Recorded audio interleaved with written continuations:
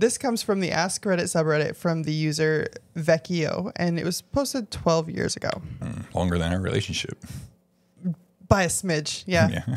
Yeah. Bartenders of Reddit, what's your craziest story you have from behind the mahogany? I will start. I tend bar at an Irish bar in Minnesota. I tend to work weeknights because they aren't as busy as weekends, but I still make plenty of dough. Anyway, this was a Monday night and it was late in the evening, so I was the only employee left working. The manager and other servers had gone home and I was left alone with 8 to 10 of my regulars. In walked a young man who had clearly been overserved somewhere else. He sat down and tried to order a drink, but couldn't articulate what he wanted. I told him that all I was giving him tonight was water, and he actually was really cool about this and drank a few glasses while he sat at the bar. After a while, he asked if he could have a drink now. Kind of reminded me of a young child asking for a treat. I told him no, and he said, "That's cool. I'm just going to go home." I asked if he was driving, and he said, "Yep." And I told him I couldn't let him drive and that I would call him a cab. He said that that was stupid and he could drive home fine. I told him that if he got in the car, I was obligated to call the police. He snapped. He said, "You want to call the cops? Shit, I'll call the cops myself." He proceeded to dial 911 and hand me his cell phone. I spoke with the dispatch and explained what was going on. She actually laughed. While I was talking to the 911 dispatcher, the young man realized what was going on, and started asking for his phone back. I hung up with the dispatch and tried to keep the young man in the bar until the police arrived.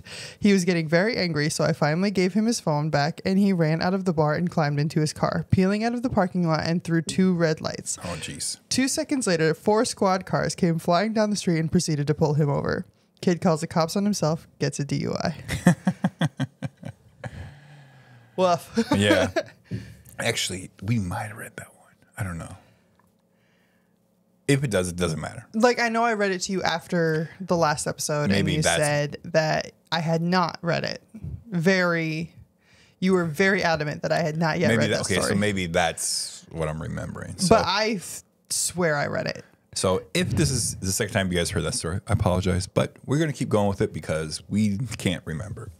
Anyways. And my organization system has been lost. Yeah. And I need to go back through all of our episodes and redo it in a more economical way. Yeah. All right. So this story, the bartender obviously did the best job he could with like, "Oh, I can't serve you. You're obviously so shit-faced, but I'll keep plugging water at you, even though you didn't get shit-faced at our bar." Right. But you know, that's the human thing to do. Hey, I'm going to keep you in here so you're not outside causing trouble. Right. Going to another bar where they might serve you. Right. And you're just feeding this guy water, hoping, you know, he'll kind of soberish up or be a person of reason and like say, "Cool, call me a cab." Right. Or an Uber or whatever the fuck. Right. But then like to be so drunk, like, "I'm just going to call the cops because you won't let me drive home." That absolutely sounds like a Carl Bush thing that he would do. Fuck up.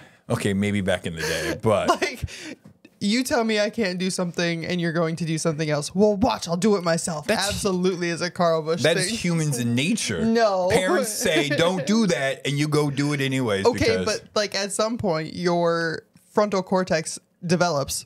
And that's not a thing as much anymore until I don't have that. You're Carl Bush. You don't have a frontal cortex. Ding, no. Fuck's sake.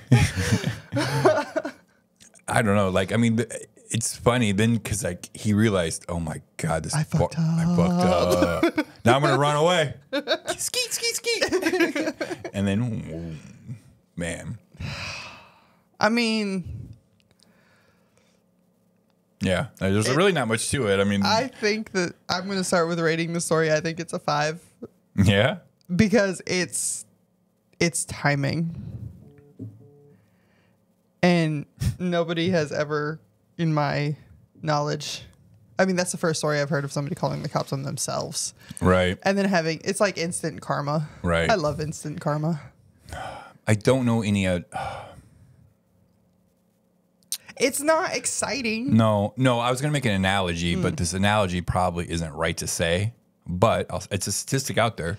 They say, so like he had instant karma, right? He said, "I'm going to do this thing." And right when it's happening, he's like, "Fuck me. I should not have said that or done that." They say there's a statistic like people who jump off the Golden State Bridge who survived, they all basically say, or high percentage of them say, right when they take that first step, they instantly regretted doing it. Right, instant regret. Yeah. So that, I mean, I know that's like whatever. That's the only thing I can think of that. But you do. I mean, a lot of things in life, you do something instantaneously, like fuck, I wish I didn't do that. Side note: if you're considering it, please talk to somebody. Yes. But circling back, I don't think he had that.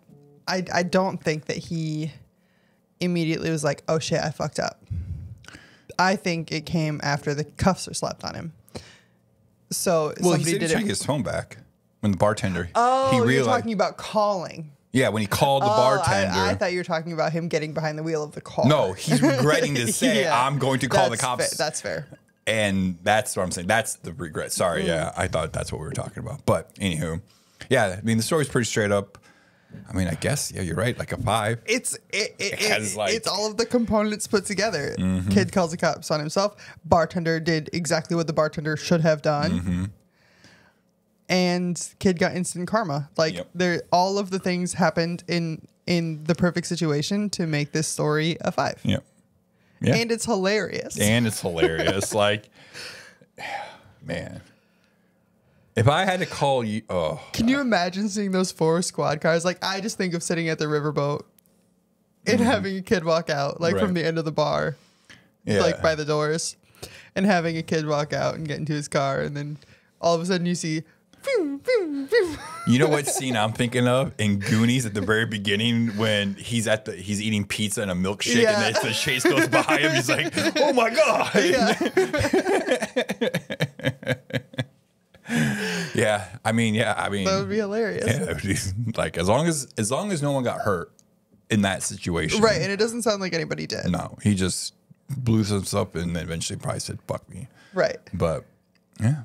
I don't know. It's a short story, but it's to the point and it does the job. And yeah, moral of the story: do not drink and drive. Fuck no. Like there are so many options out there, and I get it. There's some small towns, or there's no Ubers, there's no cabs, but you should plan not to get that fucked up. Or walk. If you're in a small town, you can walk. Right. Well, sometimes those small towns, you live like fucking 5 miles outside town. Yeah. In your fucking house or whatever that. It's not necessarily fun to be the DD, but be the DD. Yep, absolutely.